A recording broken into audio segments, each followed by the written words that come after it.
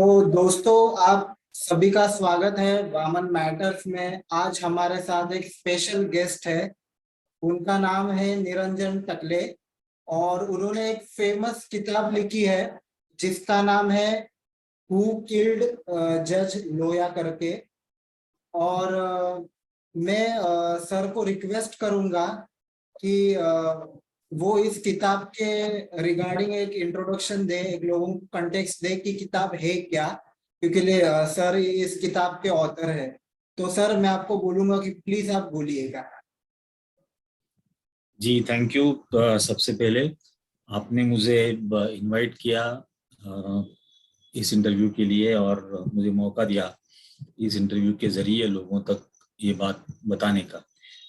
Basically ये जो किताब है वो किल जज लोया, तो आपको पता होगा मैं खुद एक इन्वेस्टिगेटिव जर्नलिस्ट रह चुका हूँ करीब 20-22 साल। और ये स्टोरी मैंने की थी 2017 में।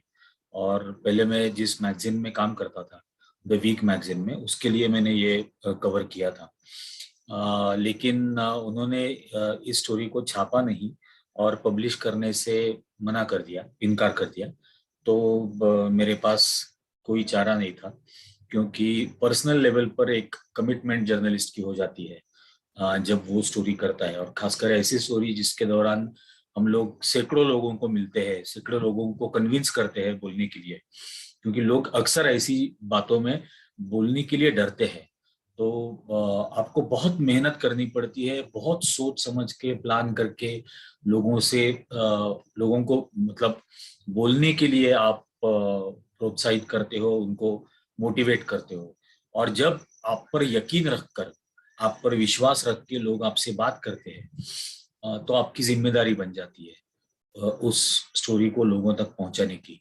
और अक्सर खासकर 2014 के बाद ये ज्यादा देखा गया कि जब ऐसी स्टोरीज पब्लिश होने में डिले होने लगता है, तब वो उन 100 लोगों को ऐसे लगने लगता है कि क्या इसमें कुछ कॉम्प्रोमाइज हो गया है, क्या क्या कोई सेटलमेंट हो गई है, क्या मैगजीन डरा है, या क्या पत्रकार डर गया है।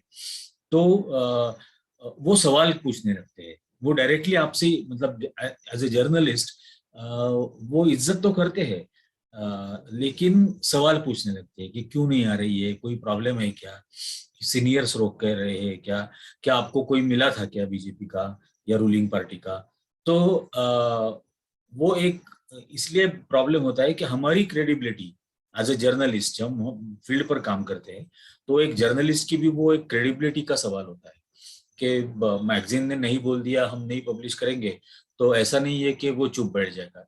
मतलब चुप बैठना चाहिए उसने, क्योंकि वो उसकी क्रेडिबिलिटी का सवाल है, उसकी ईमानदारी का सवाल है। और उसने जो भी जद्दोजहद इस स्टोरी को कवर करते वक्त की है, उस वो सब किस लिए किया है। तो वो एक स्टोरी पब्लिश होती है और वो बाईलाइन के लिए, मतलब एक्चुअली मतलब ऐसा हम कह सकते हैं कि बाईलाइन के ये जर्नलिस्ट मरता है कि उस स्टोरी के साथ जब उसकी बाईलाइन आती है तब वो बाईलाइन के लिए खुश होता है। तो उसकी सारी जद्दोजहद उस बाईलाइन के लिए है और उस सच को लोगों तक पहुंचाने के लिए। तो वो नहीं होता है जब, तब बाहर जाके उसको कोशिश करनी पड़ती है, जो मुझे भी करनी पड़ी। और वो करने के बाद वो स्टोरी पब्लिश हो गई, लेकिन मेरी नौकरी चली गई थी। जिन्होंने प्रॉमिस किया था नौकरी देने का, उन्होंने भी वो प्रॉमिस फुलफिल नहीं किया। बाकी तो स्टोरी पब्लिश होने के बाद तो डर गए लोग कि मतलब लिटरली एक जगह पे इंटरव्यू भी हुआ, अपॉइंटमेंट लेटर भी दिया, लेकिन ज्वाइनिंग के दिन उन्होंने मुझे कहा कि सॉरी हम आपको ज्वाइन नहीं कर सकते, हम पर प्रेशर है। या एक बड़े पब्लिशिंग हाउस ने मुझे कहा था, खुद ऑफर दी थी इस किताब को पब्लिश करने की, लेकिन मैन्युस्क्रिप्ट हैंड ओवर करने के पहले उन्होंने कहा कि सॉरी हम पब्लिश नहीं कर सकते, हम पर दबाव है। और ये एक नहीं, और ये इंटरनेशनल पब्लिशर्स थे, जैसे 3 इंटरनेशनल पब्लिशर्स के साथ ये बात हुई। तो मैं मुझे भी कोई दूसरा मतलब चारा नहीं बचा था, क्योंकि सॉरी, इस सच का परमानेंट डॉक्यूमेंटेशन होना बहुत जरूरी था। इसका क्या नतीजा निकलेगा, क्या नतीजा निकलता है, मुझे नहीं पता। अगर वाकई में इस देश की सिविल सोसाइटी डिमांड करती है तो गवर्नमेंट को इसका री इन्वेस्टिगेशन करना पड़ेगा। लेकिन एक परमानेंट डॉक्यूमेंटेशन होना बहुत जरूरी था, ये एक बात थी। दूसरी बात इस किताब के बारे में मैं ये कहूंगा कि ये सिर्फ जज लोया के मर्डर की स्टोरी नहीं है। ये एक इन्वेस्टिगेटिव जर्नलिस्ट की भी जर्नी है।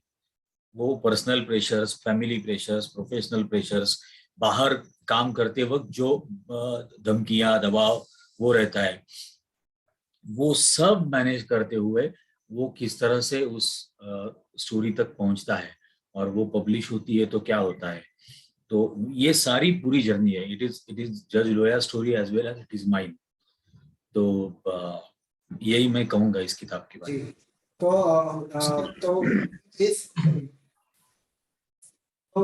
जब ये किताब मैंने पूरा का पूरा रीड किया प्रॉपरली, तो उसके बाद लाइक मतलब किताब पढ़ने के बाद सबको पता चलेगा क्या लिखा है, क्या लिखा है किताब में, और क्या क्या मतलब एक्सपेक्टेशंस थी लोगों की, मतलब लोगों को पूरा कंटेक्स्ट के साथ सब पता चलेगा। इस किताब की ये ताकत है। लेकिन सवाल ये है, मतलब जो बेसिक सवाल ये भी आए थे मेरे दिमाग में कि जैसे कि रिगार्डिंग जुडिशरी, और ये दुनिया में हर जगह पे ये सवाल रहता है कि अगर जजेस जो नियुक्त किए जाते हैं कौन से भी डेमोक्रेटिक कंट्री में, इंडिया हो या यूएसए हो या कौन सी भी जहाँ का भी डेमोक्रेसी हो, तो जजेस हर वक्त ऐसा क्यों देखा जाता है, जो लोगों को परसेप्शन आता है, लोगों के आंखों के सामने कि ये जस्टिस के खिलाफ ही बहुत बार जजमेंट्स देते हैं। ऐसे बहुत डेमोक्रेसीज में देखा जाता है दुनिया में। तो ऐसा क्या होता है जजेस को, क्योंकि लिए मतलब ऐसी क्या आपत्ति आती है उनके ऊपर, ऐसा क्या होता है कि वो गलत न्याय देने को लगते हैं जिसके वजह से पब्लिक लोगों का अलग अलग डेमोक्रेसीज में दुनिया के ट्रस्ट निकल जाता है जुडिशरी के ऊपर, और वो एक्स्ट्रा जुडिशियल वेज इस्तेमाल करते हैं न्याय मिलने के लिए। तो आप एक जर्नलिस्ट के हिसाब से आपको क्या लगता है कि इसके ऊपर आपका क्या ऑब्जर्वेशन है अब तक का, आपके एक्सपीरियंस के अनुसार? देखिए, एक बात यह है कि ये स्टोरी पब्लिश होने के बाद आपको भी याद होगा 12 जनवरी 2018 को इस देश के सर्वोच्च न्यायालय के सबसे 4 बड़े सीनियर जजेस जो थे, जस्टिसेस, वो सामने आए थे। जिसमें जस्टिस चलमेश्वर थे, जस्टिस गोगोई थे, जस्टिस लोकूर थे। तो ऐसे 4 जजेस जो 5 जनों का कॉलेजियम है, उसमें से 4 सीनियर मोस्ट जजेस ये बाहर आते हैं और ये प्रेस कॉन्फ्रेंस उन्होंने दी। प्रेस कॉन्फ्रेंस लेकर उन्होंने ये कहा कि जुडिशियरी में किस तरह से इंटरफियरेंस हो रहा है, किस तरह से ब्यूरोक्रेटिक इन्फ्लुएंस बढ़ रहा है, किस तरह से पॉलिटिकल इन्फ्लुएंस बढ़ रहा है, किस तरह से मास्टर ऑफ द रोस्टर, ये वर्ड उन्होंने यूज किया था क्योंकि चीफ जस्टिस डिसाइड करता है। तो मास्टर ऑफ द रोस्टर ये किस तरह से कॉन्स्टिट्यूशनल मैटर्स या वेरी इंपॉर्टेंट मैटर्स ये जूनियर मोस्ट जजेस के सामने रखते हैं, और सीनियर मोस्ट जजेस जो है उनके सामने वो मैटर्स आने ही नहीं देते। अक्सर हमने देखा है कि एब्रोगेशन ऑफ 370 का जो मामला है वो अभी तक सुप्रीम कोर्ट ने बोर्ड पे भी नहीं लिया है। और पद्मावती की हियरिंग हो गई, अर्णब गोस्वामी की आधी रात को पिटीशन एडमिट की गई और दूसरे दिन उसको bail is a natural justice ये कहकर उसको बेल मिलता है। तो ये हमने देखा है।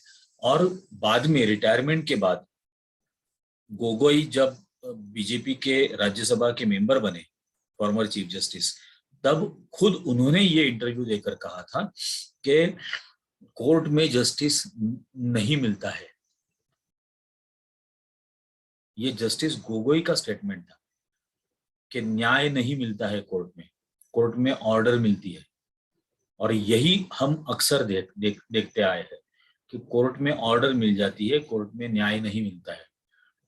और ये कई सारे इसके एग्जाम्पल्स हैं।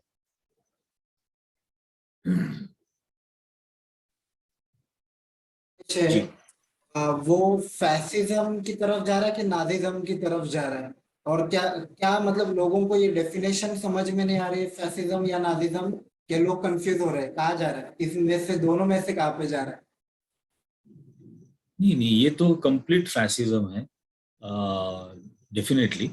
और जिस तरह से डेमोक्रेटिक इंस्टीट्यूशंस को खोखला करके उनको खत्म कर देना, या और ये मिक्स है, मतलब कुछ कुछ एग्जाम्पल्स हमें नाजिज्म में मिलते हैं, कुछ एग्जाम्पल्स हमें मुसोलिनी के फैसिज्म की आइडियोलॉजी में मिलते हैं।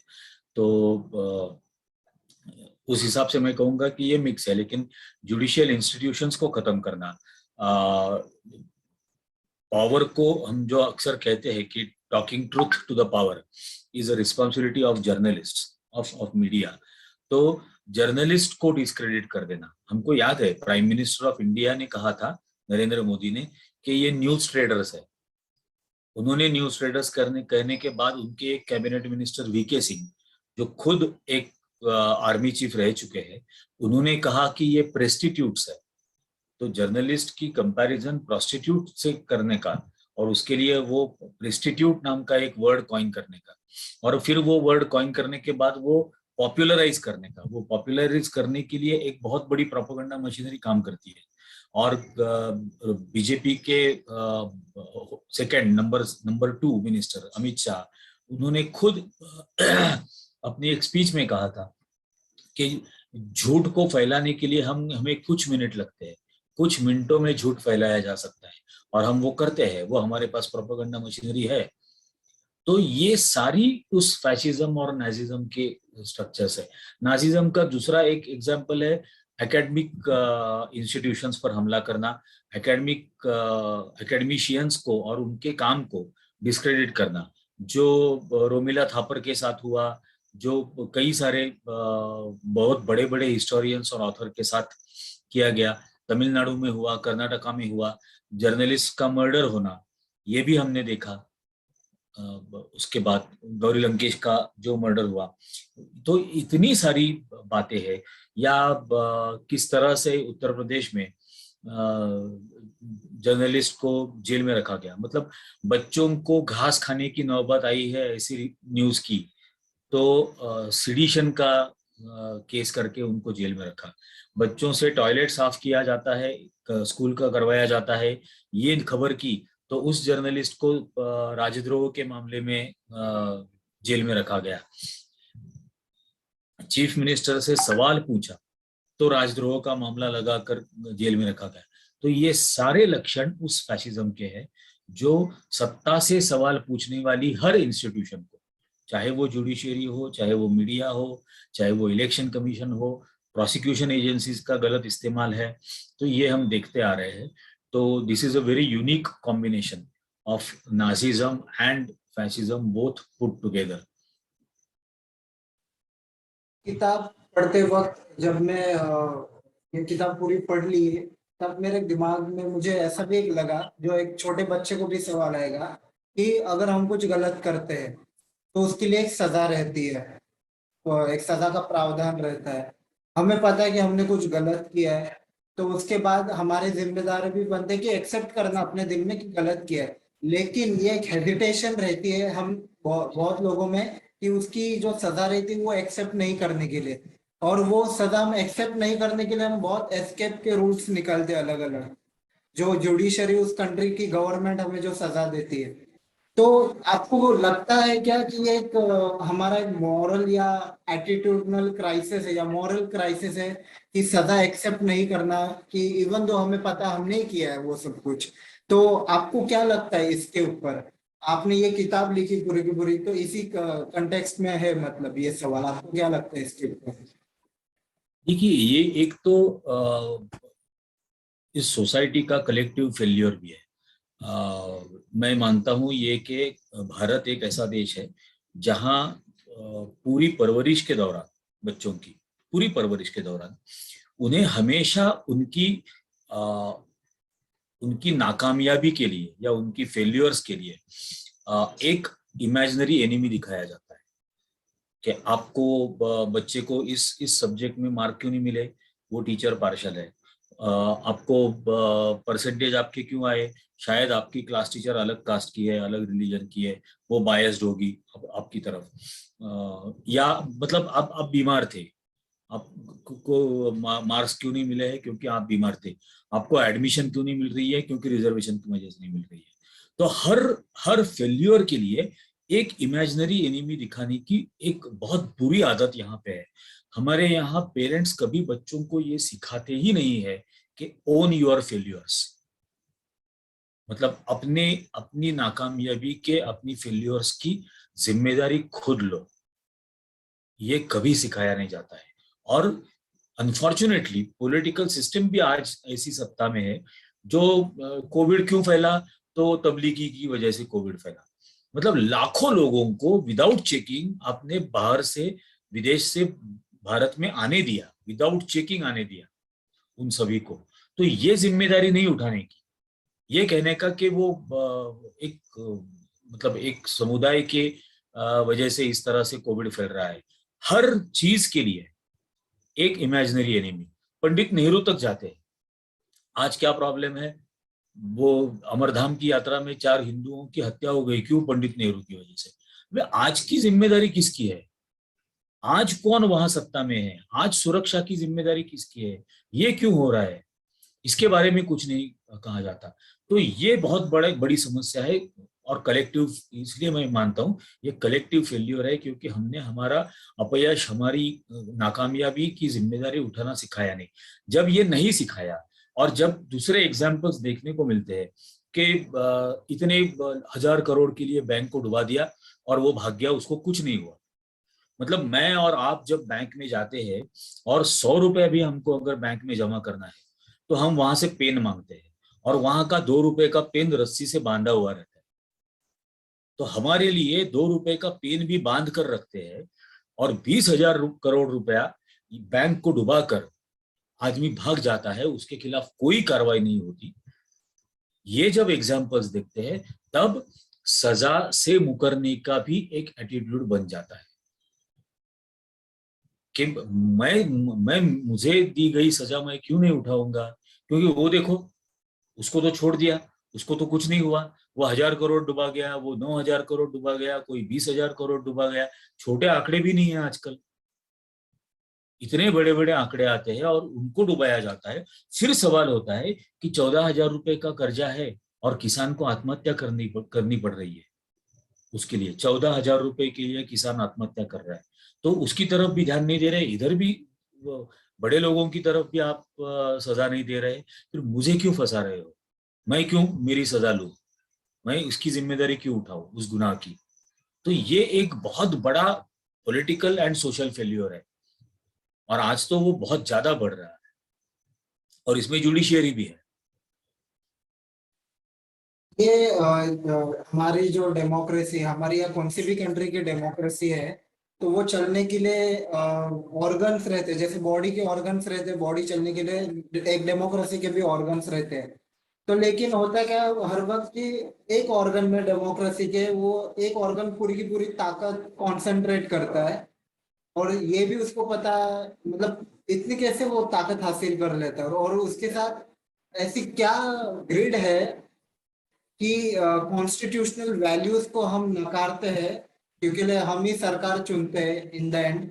अलग अलग ऑर्गन्स रहते हैं, वो डेमोक्रेसी चलाते हैं। तो उनको ऐसा क्या होता है कि कॉन्स्टिट्यूशनल वैल्यूज इतने उसे दिखने लगते हैं, और ग्रिड इतनी बड़ी दिखने लगती है कि वो अंडरमाइन करते हैं और इग्नोर करते हैं कॉन्स्टिट्यूशनल वैल्यूज को। और मतलब ये एकदम जड़ का सवाल है, मुझे ऐसा लगता है। आपकी किताब पढ़ने के बाद मेरे दिमाग में ये सवाल है, इसके लिए मैं पूछ रहा हूँ। आप भी रोहित जवाब ठीक से दे सकते हो इसके। रोहित रोहित ऐसी बात है ना। एक तो ये है, जो आप कह रहे हो कि ये जो कॉन्स्टिट्यूशनल वैल्यूज है, इन कॉन्स्टिट्यूशनल वैल्यूज को ही पिछले 9-10 सालों में बहुत ज्यादा डिस्क्रेडिट किया गया। मतलब सेक्युलर को हमने देखा है, सेक्युलर को क्या बोला करते थे? सेक्युलर है। हाँ, तो सेक्युलरिज्म को डिस्क्रेडिट किया, उसको बदनाम करने की कोशिश की गई। उसके बाद सोशलिज्म को ये करने की, डिस्क्रेडिट करने की कंप्लीटली कोशिश की गई, और सोशलिज्म से लेके पूरी तरह से कैपिटलिस्ट की तरफ जाने की बात की। नरेंद्र मोदी जैसा प्रधानमंत्री संसद के अंदर खड़े रहकर ये बात जब कहते हैं कि एम्प्लॉयमेंट गारंटी स्कीम ये आपके फेल्योर का मोन्यूमेंट है, स्मारक है और मैं वो बना के रखूंगा।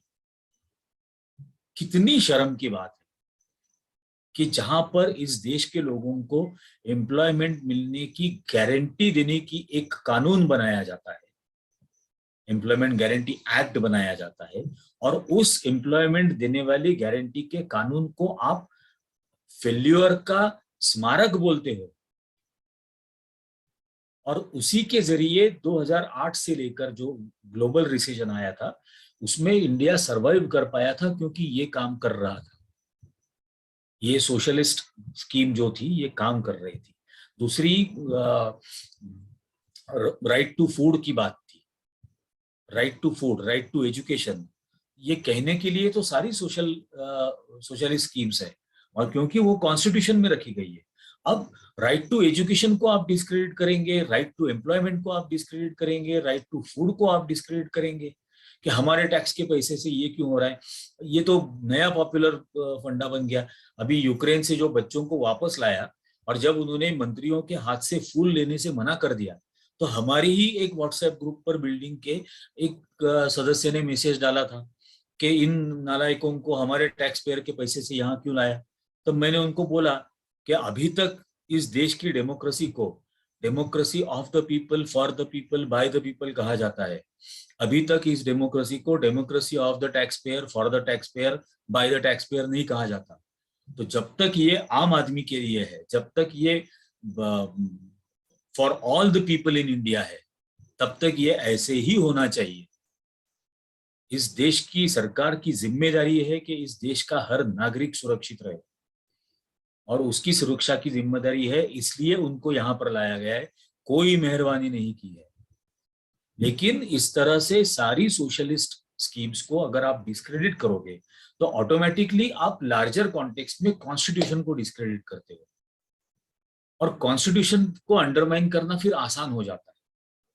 और फिर कॉन्स्टिट्यूशन को अंडरमाइन करने के बाद कंप्लीटली कैपिटलिस्ट पॉलिसीज लाने के बाद हमारे जैसे देश में, जहां आज भी 70% आबादी ये दरिद्र पॉवर्टी लाइन के नीचे है, वहां पर अगर आप 100% कैपिटलिस्ट बन जाते हो, और बेसिक, मैं तो मतलब ये बात कहता हूं कि poors should not be the victims of development, they should be the partners of development. अब डेवलपमेंट के उनको पार्टनर बनाने के लिए जो स्कीम्स आ रही है उनको आप डिस्क्रेडिट कर रहे हो, मतलब आप पैसा इस देश की संपत्ति को केंद्रीकरण करना चाहते हो। जो हम देख रहे हैं कि देश की 70% संपत्ति आज सिर्फ 5 या 6 लोगों के पास केंद्रित हो चुकी है। तो ये हम देख रहे हैं, और इसके लिए एक बहुत बड़ी प्रोपेगेंडा मशीनरी बनाई गई है, जो प्रोपेगेंडा मशीनरी पता नहीं मुझे 40 पैसे लेती है या 4 रुपया लेती है, लेकिन इस प्रोपेगेंडा मशीनरी के जरिए वो इस सारे कॉन्स्टिट्यूशनल वैल्यूज को डिस्क्रेडिट कर रहे हैं। अब इसी देश की संसद ने ये एक प्रोविजन कर दी थी ना कि 1947 15 अगस्त 1947 को प्लेसेस ऑफ वर्शिप की जो सिचुएशन रहेगी वो स्टेटस मेंटेन रहेगा, उसमें कोई बदलाव नहीं किया जा सकता। अब उसके बाद ये ज्ञानव्यापी का विवाद शुरू कर दिया है, जबकि कोर्ट को भी मालूम है कि ऐसा कानून है प्लेसेस ऑफ वर्शिप के बारे में 1947 का स्टेटस मेंटेन करने का। उसके बावजूद उसकी पिटीशन एंटरटेन की जाती है, ताजमहल की पिटीशन एंटरटेन की जाती है, उनको पनिश करके उनको जुर्माना इनफैक्ट लागू करना चाहिए, उसके बजाय ये होता है। तो ये हो रहा है क्योंकि ये जो पूरा प्रोपेगेंडा जो फैलाया जाता है उसका जो दबाव आता है ये सारे डेमोक्रेटिक ऑर्गन्स के ऊपर, जो आपने बहुत अच्छा वर्ड इस्तेमाल किया कि ये जो डेमोक्रेटिक ऑर्गन्स है, चाहे वो जुडिशियरी है, चाहे वो जर्नलिज्म है, चाहे वो इलेक्शन कमीशन है, तो ये सारे डेमोक्रेटिक इंस्टीट्यूशंस को डिस्क्रेडिट करना, बदनाम करना, उनको दबाव में रखना। हमने तो देखा है रिजर्व बैंक इंडिया भी किस तरह से दबाव में है, उनको पूछे बिना डिमोनेटाइजेशन कर दिया गया था, और उसके बाद जो गवर्नर लाया गया he has done his masters in history, not in economics। तो अब वो आरबीआई का इतिहास लिखेंगे, शायद वही प्रोसेस हो रही है। आप एक जर्नलिस्ट हो, वो भी इन्वेस्टिगेटिव जर्नलिस्ट, लाइक 22 ईयर से। तो इंडिया का जर्नलिज्म का स्तर सुधरने के लिए क्या करना पड़ेगा हम सभी नागरिकों को? और ऐसी कौन सी कंट्रीज है, ऐसे कौन से देश है जिनके आपके आंखों के सामने इतने साल में उदाहरण है कि हाँ ये कंट्री अच्छी, यहाँ पे जर्नलिस्ट को प्रोटेक्ट किया जाता है, कुछ तकलीफ नहीं आते, भले वो सत्ता के खिलाफ बोले या किसी पर्टिकुलर इशू के खिलाफ या सच छपाए न्यूज़पेपर में। आपको ऐसा क्या आता है दिल में? एक तो ऐसा है ना कि जर्नलिज्म की हालत को कौन सुधारेगा? कोई पॉलिटिकल सिस्टम तो नहीं सुधारेगी, या जुडिशियल सिस्टम नहीं सुधारेगी। ये जर्नलिस्ट खुद ही उसको सुधार सकते हैं। और मैं ये मानता हूं कि फ्रीडम एक ऐसी बात है जो कोई किसी को देता नहीं है। आप मुझे नहीं देते हो, मैं आपको नहीं देता हूं। आपने आपका फ्रीडम एसर्ट करना है, मैंने मेरा फ्रीडम एसर्ट करना है। तो हर एक जर्नलिस्ट ने अगर अपना फ्रीडम एसर्ट करना शुरू किया तो मुझे लगता है डेफिनेटली जर्नलिज्म की जो हालत आज हुई है वो उसमें बहुत बहुत बड़ा सुधार आ सकता है। लेकिन ये सोचना चाहिए ना कि मुझको हर रोज मेरी अपनी शक्ल मेरे अपने आईने में देखनी पड़ती है। और जिस दिन मैं मेरी अपनी शक्ल मेरे अपने आईने में देखने से शर्माने लगूंगा तभी मैं सही काम करूंगा। तो जिन जर्नलिस्ट के बच्चे मतलब करोड़पति भी ऐसे बहुत बने हैं, तो उनके बच्चों ने उनसे सवाल पूछना चाहिए कि अगर आप बाहर खड़े रहते तो आपको कितनी सैलरी मिलती थी? अगर इतनी सैलरी मिलती थी तो आज ये क्या है? प्रणब गोस्वामी 280 करोड़ रुपए की प्रॉपर्टी उसकी बनती है, is declared assets. You just Google it and you will find it 280 crore rupees. ये कहां से आता है? जो जर्नलिज्म में मुझे भी जूनियर है, ये कहां से आता है? तो इसके बारे में सवाल उनके बच्चों ने पूछने चाहिए, उनके बच्चों को उनके दोस्तों ने पूछने चाहिए कि भाई ये क्या है, ये कैसे हो रहा है? तभी जर्नलिज्म में सुधार आएगा। अभी रिसेंटली प्राइम मिनिस्टर डेनमार्क के दौरे पे थे, और डेनमार्क में उन्होंने जो एग्रीमेंट किया वो साइन करने के बाद प्रेस ब्रीफिंग था। तो प्रेस ब्रीफिंग के पहले डेनमार्क गवर्नमेंट की तरफ से ये एक डिस्क्लेमर दे दिया गया कि on the insistence of Indian government questions will not be entertained. और जिस दिन ये बात हुई कि भारत सरकार का ये आग्रह है कि कोई भी जर्नलिस्ट कोई भी सवाल ना पूछे, सिर्फ ब्रीफिंग होगी, मोनोलॉग होगा, डायलॉग नहीं होगा, तो ये कहा गया वहां पर। और डेनमार्क ने ये गवर्नमेंट ने ये अनाउंस कर दिया, ट्वीट कर दिया ऑफिशियली कि on the insistence of Indian government questions will not be entertain. और ये उस दिन हुआ जिस दिन इस साल का दुनिया का प्रेस फ्रीडम इंडेक्स अनाउंस हुए थे, जिसमें डेनमार्क दुनिया में नंबर 2 पे आया था और भारत दुनिया में 150वें नंबर पे था 180 देशों में। और 2014 में वो नंबर 80 के रैंक पे था, 80 पे था, वो 150 पे आया 8 सालों में। और उसी दिन प्राइम मिनिस्टर ऑफ इंडिया ने ये कहा था कि सवाल ना पूछे कोई। तो ये डेनमार्क का एक एग्जाम्पल है।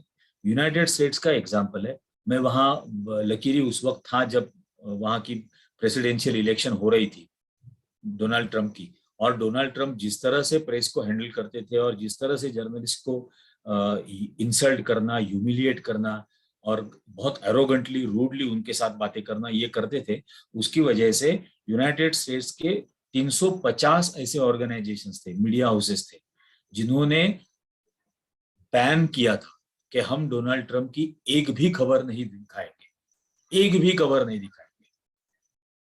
तो और ये फ्रीडम उनको किसने दिया था?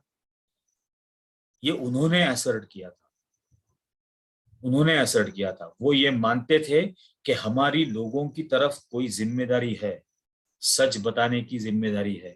जो मेरे इस किताब का कैप्शन है वो भी इसीलिए यही है, tell the truth and shame the devil. Tell the truth and shame the devil. लोगों को सच बताओ और शैतान को शर्मिंदा करो, यही पत्रकार की जिम्मेदारी है। और रवीश जी जैसे कहते हैं कि एक डरा हुआ पत्रकार मरे हुए 100 लोगों को जन्म देता है। तो इसलिए पत्रकार ने डरा हुआ होना बहुत खतरनाक है। ये मतलब आपने कहा था कि मतलब जब मैं आपकी बात सुन रहा था, तब मतलब जब आपकी ये किताब कंप्लीट हो गई, छप गई, बाहर आ गई, लोगों ने रीड किया, तब आपकी डॉटर का क्या रिएक्शन था और आपकी बीवी का क्या रिएक्शन था, दोनों का क्या रिएक्शन था after reading the book and when you are like successfully bringing out that book? तो क्या उनके लिए था दिमाग में? Because this is like creating a legacy, writing a such a story, big story, book form में, खुद की भी एक जर्नी लिखना। तो उनको क्या लगा दोनों को, वो बताइएगा please. My wife was extremely happy, बहुत बहुत उसको खुशी हुई थी। मेरी डॉटर यहाँ नहीं है, जहाँ मतलब मैं नासिक में हूँ, तो वो नासिक में नहीं है, वो बाहर नौकरी कर रही है। तो उसको मैंने किताब भेजी है कुरियर से। अब वो बहुत बिजी रहती है, बहुत ज़्यादा, क्योंकि वो इकोनॉमिक्स के एक रिसर्च प्रोजेक्ट पर काम कर रही है। तो वो बहुत ज़्यादा बिजी रहती है, लेकिन वो जब पढ़ेगी पूरी किताब तब मुझे डेफिनेटली उसका फीडबैक मिलेगा इसके बारे में।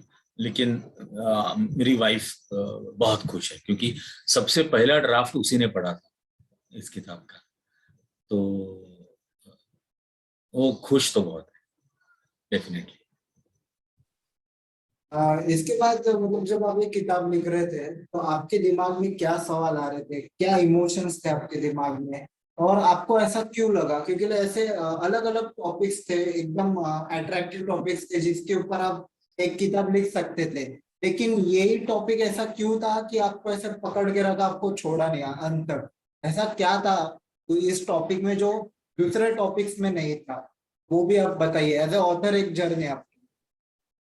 एक एक बात मैं शेयर करना चाहूँगा कि जैसे मैंने कहा कि 2018 में मुझे पूछा गया था, मिडिल ऑफ 2018, वो पब्लिशर की तरफ से कि क्या आप किताब लिखोगे। तब मैंने उनको हाँ कहा था, और तब उसको लिखना मैंने शुरू किया था। लेकिन 3 महीने बाद उन्होंने मुझे मेल करके बोला कि हम इसे पब्लिश नहीं कर सकते। तो मैं निराश हुआ था, वेरी फ्रैंकली स्पीकिंग। और मतलब हम जो कहते हैं ना, मेरा मूड ऑफ ही हो गया था कि एक तो ये सब करने के बाद 2017 की the biggest story of that year, वो 2017 की स्टोरी करने के बाद पहले तो मुझे बहुत अच्छे रिएक्शंस लोगों की तरफ से, जर्नलिज्म की फ्रैटर्निटी की तरफ से आए थे कि your name will be written in the annals of Indian journalism, in the annals of investigative journalism, and this is probably the biggest ever investigative story done of the decade, वगैरह वगैरह बहुत कुछ लिखा था। जब मैं जॉब मांगने लगा, क्योंकि मेरी नौकरी चली गई थी, जब मैं नौकरी मांगने लगा तब सब डरने लगे, फिर कहने लगे कि you are a hot potato, nobody wants to touch you, इस किस्म की बातें उसके बाद होने लगी। जो एक अपॉइंटमेंट का भी मैंने शुरुआत में बताया था, वैसी भी बातें हुई। तो ना नौकरी मिल रही थी, ना बुक बनने की गुंजाइश दिख रही थी। तो एक स्वाभाविक तौर पे एक मतलब डिमोटिवेट जैसा हुआ था, और मेरा वो पूरा लिखना बंद हो गया था, पूरा। मैं उसके बाद सिर्फ जहां जहां इनवाइट किया जाता था वहां जाके भाषण करने का, बताने का, अलग अलग विषयों के बारे में, फैशिज्म के बारे में, डिमोनेटाइजेशन के बारे में, सावरकर के बारे में, जज लोया की केस के बारे में, बहुत अलग अलग विषय थे जो मैंने इन्वेस्टिगेटिव जर्नलिज्म में किए थे। तो उनके बारे में बात करना, और हम जो ये सिविल सोसाइटी कहते हैं ना, इस सिविल सोसाइटी से भी मेरी बहुत बड़ी निराशा थी। वो इसलिए थी कि आपको भी याद होगा जब निर्भया की बात हुई थी, तो निर्भया के बारे में जब क्राइम हुआ था, तब इस देश के 600 शहरों में रात भर लोग मोमबत्तियां जलाकर घूम रहे थे, क्योंकि उस सिविल सोसाइटी को ये पता था कि रात को 12:30 बजे बस के अंदर इस किस्म का घिनौना क्राइम करने वाला जो भी आरोपी है वो बहुत फालतू पेटी क्रिमिनल है। तो सिविल सोसाइटी मोमबत्ती लेके चल पड़ी। लेकिन जब एक जज की मौत हुई, तब इसी सिविल सोसाइटी को ये भी पता था कि इसमें इन्वॉल्व होने वाले जो परपिट्रेटर्स हैं वो शायद बहुत पावरफुल लोग हैं, और फिर इन पावरफुल लोगों के सामने इस देश में एक भी मोमबत्ती नहीं जली। एक भी मोमबत्ती इस देश में जज लोया की मौत के बाद नहीं जली। इन्वेस्टिगेशन करने की डिमांड नहीं हुई, किसी भी सिविल सोसाइटी के मेंबर ने वो नहीं की। पॉलिटिकल सिस्टम के बारे में मैंने लिखा है कि अलग अलग पॉलिटिकल पार्टीज के साथ क्या एक्सपीरियंस आया, वो भी इस किताब में है, आपने जरूर वो पढ़ा होगा। तो वो भी एक था कि पॉलिटिकल सिस्टम ने निराश किया है, लेकिन सबसे ज्यादा निराश सिविल सोसाइटी ने किया है। मैं महाराष्ट्र से आता हूँ, हम महाराष्ट्र की बैकग्राउंड की बात करते हैं, छत्रपति शिवाजी महाराज, फुले शाहू अम्बेडकर, इनकी बात करते हैं। इनमें से एक भी डरपोक नहीं था। जिनकी विरासत की हम बात करते हैं उनमें से एक भी डरपोक नहीं था। हम बातें सिर्फ करते हैं, लेकिन जब निडर होने की बात आती है तब हम नहीं हो सकते हैं।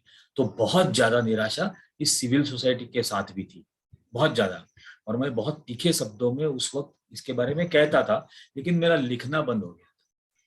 उसके बाद पिछले साल मार्च महीने में मुझे हार्ट अटैक आया। हार्ट अटैक आने के बाद मुझे कोरोना हुआ।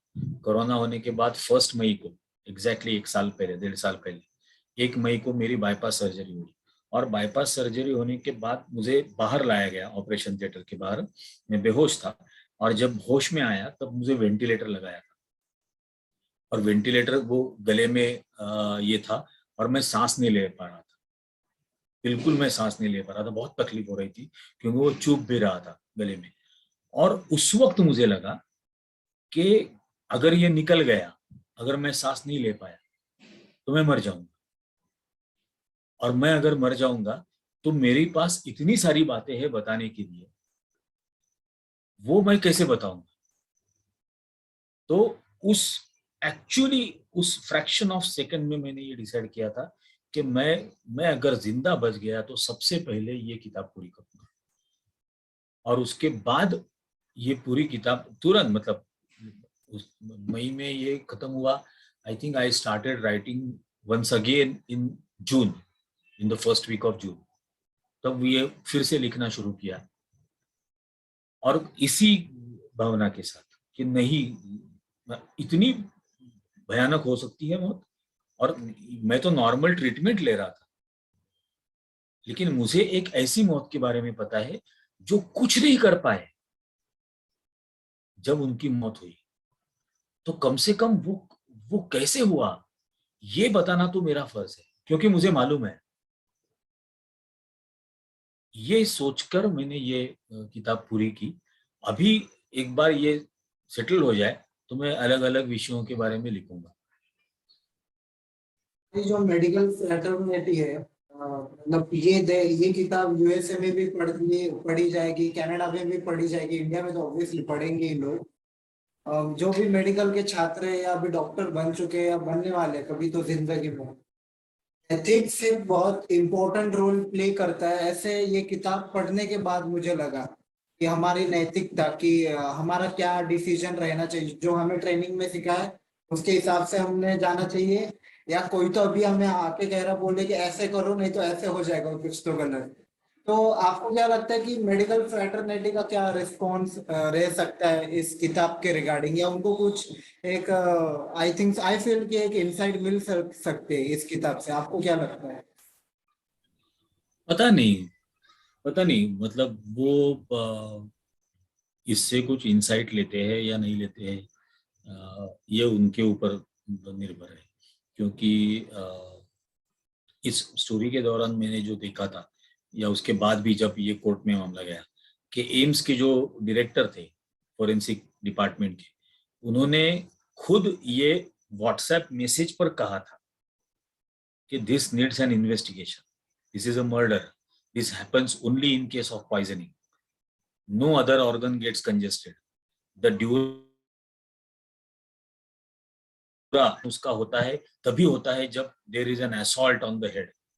ये इतना क्लियर कट उनने व्हाट्सएप मैसेज पर, which is I mean which is an admissible evidence, ये कहा था। ये कहने के बाद जब पीआईएल हुई तब वो मुकर गए। इस बात को कहने से। तो ये लाजिम सवाल है जो उन्होंने अपनी आत्मा को पूछना चाहिए, अंतरात्मा को। अगर वो मानते हैं इन बातों को तो उन्होंने पूछना चाहिए कि क्या मैंने मैंने सही किया है और मैंने जो कहा है वो सच कहा है या नहीं कहा है। क्योंकि चीज सिर्फ सही होना काफी नहीं होता, वो सच भी होनी चाहिए और सही भी होनी चाहिए। तो क्या हमने वो किया है? तो वो नहीं किया है। तो शायद कभी ना कभी उनका वो गिल्ट कॉन्शियस आएगा बाहर। अगर वो डरे होंगे तो कभी ना कभी वो अपनी उस रीढ़ की हड्डी को ढूंढ पाएंगे, जिसको हम स्पाइन कहते हैं।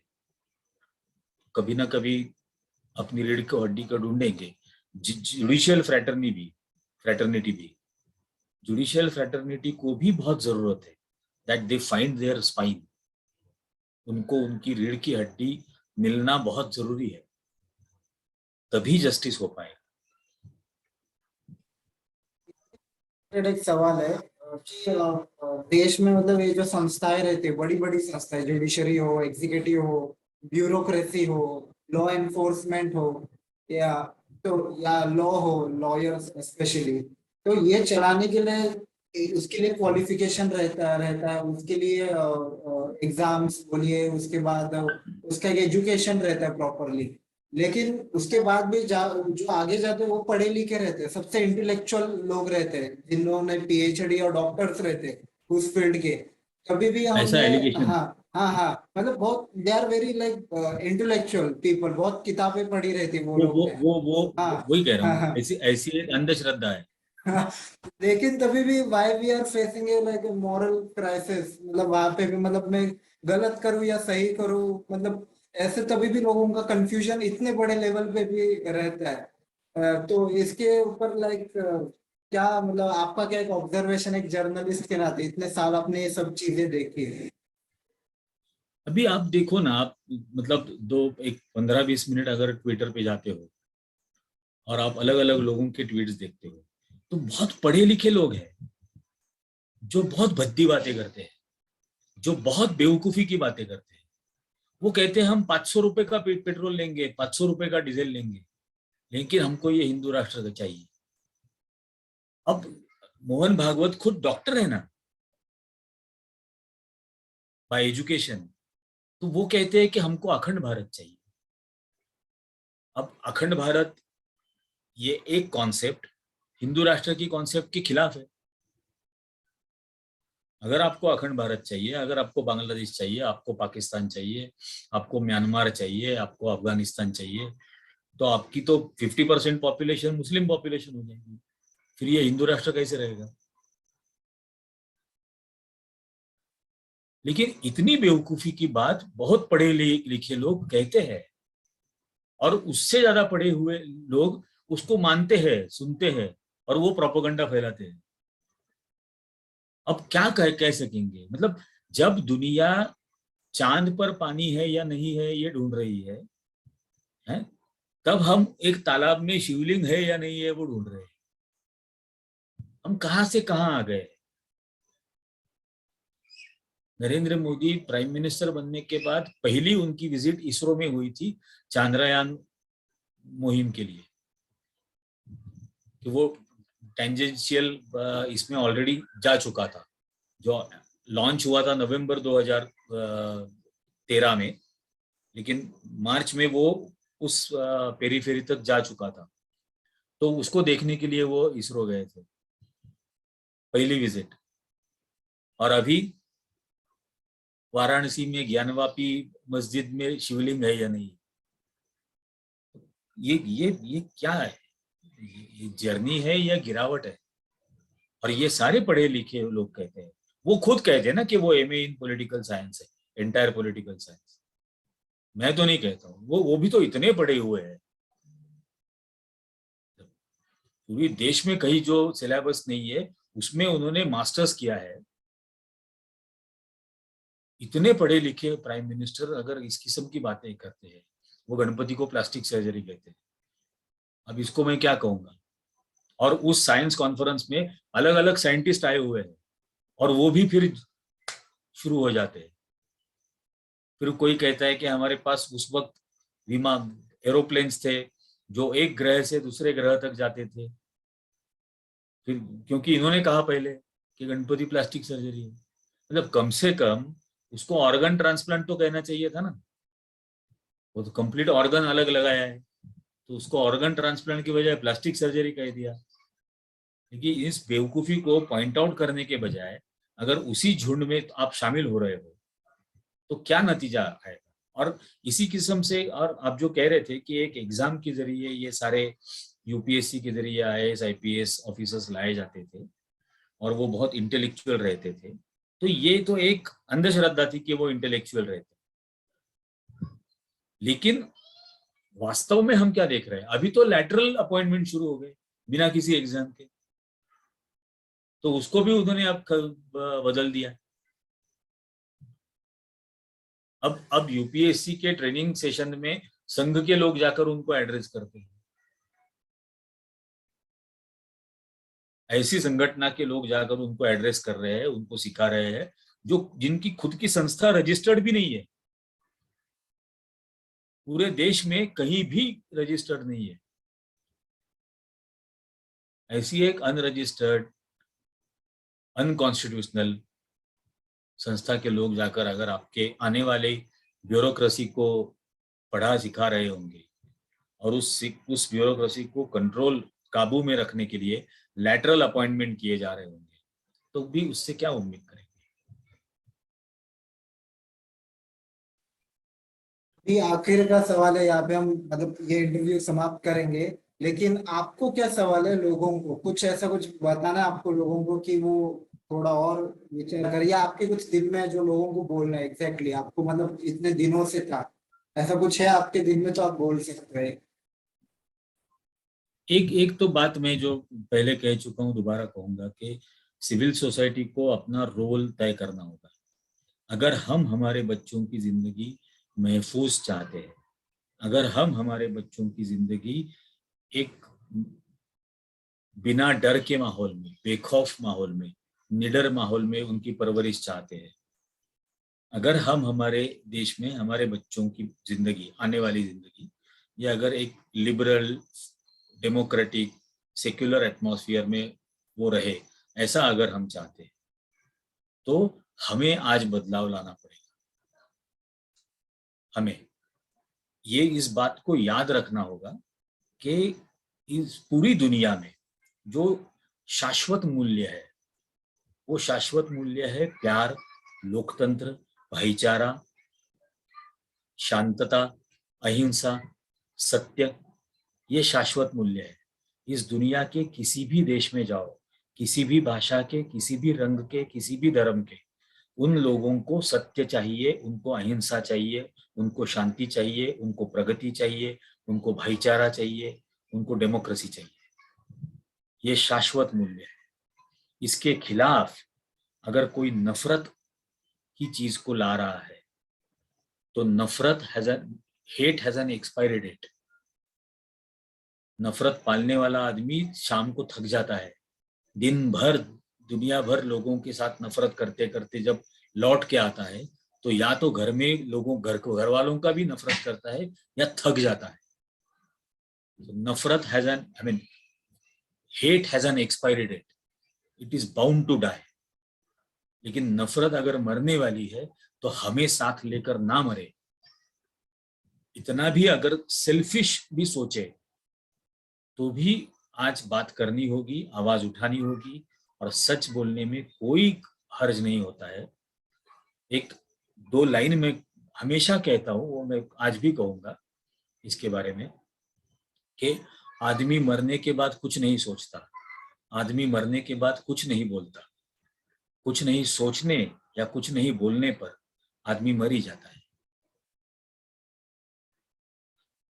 तो अगर एक जिंदा लाश की तरह रहना है तो चलने दो जो हो रहा है। अगर जिंदा लाश की तरह रहना नामंजूर है तो बोलो और सच बोलो। Thank you. मैं यहाँ पे ही समाप्त करते हैं ये इंटरव्यू, और निरंजन सर आपका बहुत बहुत हार्दिक आभार, थैंक यू सो मच। आपने डिसाइड किया ये इंटरव्यू देने के लिए। और मैं लोगों अरे को रिक्वेस्ट करूंगा कि ये किताब प्लीज पढ़िएगा, अच्छी किताब है, आपको सोचने में मजबूर करेगी। 450 रुपीज की ये किताब है, प्लीज आज खरीदिएगा, से अच्छी। फ्लिपकार्ट टीवी। हाँ, ये फ्लिपकार्ट पे मिलेगी, ऑनलाइन जस्ट गूगल कर लो, मिल जाएगी आपको सब लोगों को ये किताब। और मैं उम्मीद करता हूँ कि आपकी ये किताब पढ़ने के बाद ऐसे और ऑथर्स जिंदा हो जाए देश में, जो ऐसी क्रिटिकली थिंकिंग वाली किताब लिखेगी, जो ये पुश करेगी क्वेश्चंस पूछने के लिए। And thank you so much, be blessed and keep doing your work, the world wants a peaceful world. Thank you thank you. so much, sir. Thank you so much.